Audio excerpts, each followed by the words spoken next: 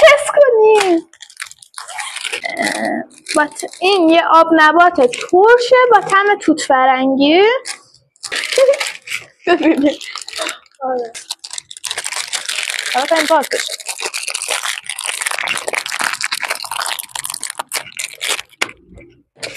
خیلی چابد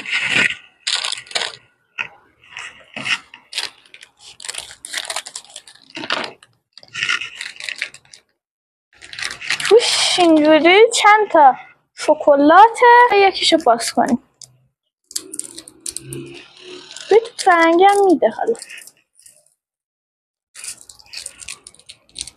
اینجوری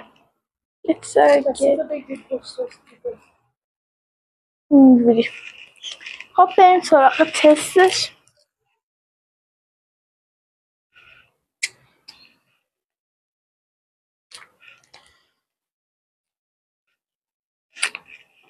واقعا ترشه.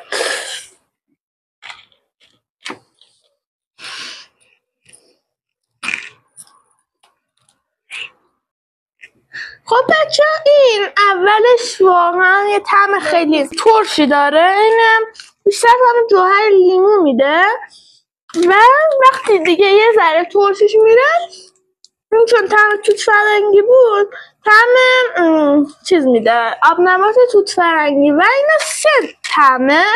یه دونه این توت فرنگی، یه دونه لیمو و یه دونه پرتقالشه و واقعا اولش یه طعم خیلی ترشی داره ولی خب بعدش هم خوشمزه است که طعم آب نبات توت فرنگی میده.